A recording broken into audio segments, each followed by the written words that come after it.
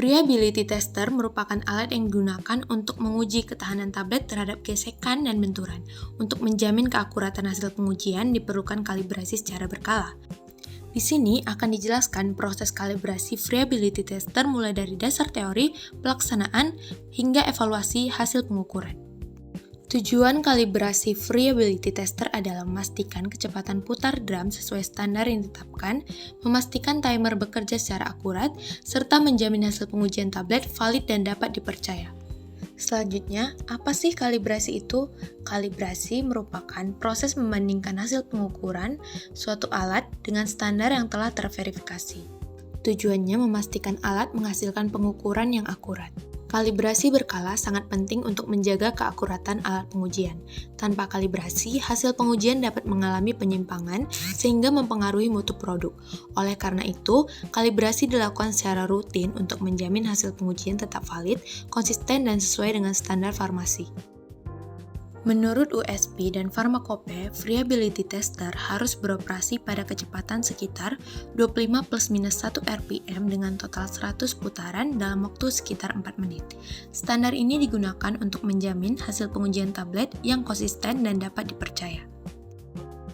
Selanjutnya, kita membahas prinsip verifikasi menggunakan tachometer. Verifikasi kecepatan putar dilakukan menggunakan tachometer bersertifikat. Tachometer berfungsi mengukur jumlah putaran drum per menit atau RPM. Hasil pengukuran kemudian dibandingkan dengan nilai standar, yaitu 25 RPM untuk memastikan alat bekerja dengan benar. Alat yang digunakan dalam proses kalibrasi meliputi friability tester sebagai alat utama pengujian, tachometer bersertifikat untuk mengukur kecepatan putar drum, stopwatch sebagai pembanding timer, formulir pencatatan hasil, dan sertifikat kalibrasi alat standar. Alat friability tester terdiri atas beberapa bagian utama, yaitu drum sebagai tempat pengujian tablet, motor penggerak yang menghasilkan putaran, panel kontrol untuk pengaturan parameter, serta timer yang digunakan untuk mengatur lama pengujian. Pada proses kalibrasi, komponen yang menjadi fokus utama adalah kecepatan putaran drum dan ketepatan timer, karena kedua parameter tersebut berpengaruh langsung terhadap hasil pengujian friabilitas tablet.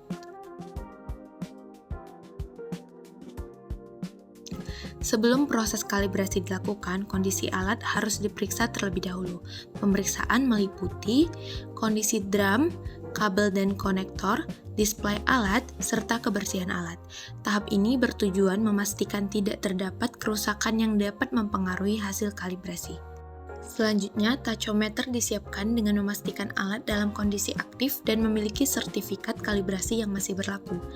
Setelah instrumen dipastikan siap dan bersih pada tahap persiapan sebelumnya, kita akan langsung masuk ke prosedur utama kalibrasi alat uji friability. Kalibrasi ini sangat penting untuk dilakukan secara berkala demi menjamin keakuratan dari alat. Prosedur ini mencakup 3 parameter kritis yang saling berkaitan, yaitu kecepatan putar atau RPM, waktu atau timer, serta jumlah hitungan putaran drum. Nah, sebelum kita menekan tombol operasional, langkah yang awal harus kita lakukan adalah pemeriksaan visual pada komponen drum. Pastikan permukaan dalam drum yang dipoles tidak memiliki retakan atau goresan dalam yang bisa memicu gesekan berlebih pada sampel obat. Selain itu, jika kita menguji tablet dengan ukuran atau bentuk tidak beraturan yang berisiko saling menempel atau menyumbat di bagian bawah, pastikan landasan drum itu diatur miring membentuk sudut 10 derajat agar tablet dapat menggelinding dan jatuh bebas secara valid. Nah, sekarang kita akan masuk ke kalibrasi. Langkah pertama adalah kalibrasi kecepatan putar drum. Hubungkan alat ke daya, tekan tombol on, lalu atur nilai kecepatan target pada panel kontrol sebesar 25 rpm. Jalankan alat untuk beroperasi. Setelah memverifikasi keakuratan putarannya, kita menggunakan alat ukur eksternal berupa tachometer yang sudah bersertifikat. Tempelkan stiker reflektif pada bagian drum atau poros yang berputar jika tachometer yang digunakan adalah tipe laser. Nyalakan tachometer, arahkan sinar laser tachometer ke stiker reflektif dari jarak yang sesuai. Biarkan pembacaan stabil selama beberapa detik dan catat nilai RPM yang ditampilkan. Bandingkan hasilnya dengan nilai yang dipersyaratkan. Tujuan penggunaan takometer adalah untuk mengukur kecepatan real putaran drum secara objektif. Mekanisme laser non-kontak ini digunakan agar proses pengukuran tidak menyentuh drum sama sekali. Jika menggunakan kontak fisik, gesekan alat ukur bisa menahan laju drum dan membuat putarannya melambat, sehingga data menjadi tidak akurat. Lalu langkah kedua adalah kalibrasi waktu atau timer. Masuk ke time mode pada panel alat, lalu atur waktu pengujian selama 4 menit. Jalankan alat bersamaan dengan mengaktifkan tombol stopwatch standar yang sudah dikalibrasi. Catat waktu aktual yang ditunjukkan oleh stopwatch sampai alat itu berhenti dan berbunyi bip. Langkah ketiga adalah kalibrasi hitungan. Kita ubah pengaturannya ke revolution count mode, lalu masukkan nilai target sebanyak 100 kali putaran. Jalankan alat, lalu amati dan hitung secara manual jumlah putaran drum hingga proses mesin otomatis itu berhenti. Dan lakukan inisiasi kembali ke posisi awal. Nah, seluruh data yang telah kita amati dari proses tadi wajib dicatat dan didokumentasikan ke dalam usage logbook atau formulir hasil kalibrasi. Berdasarkan instruksi kerja, rumus untuk menentukan RPM aktual secara manual adalah jumlah total putaran yang dihitung dibagi dengan durasi menit operasionalnya.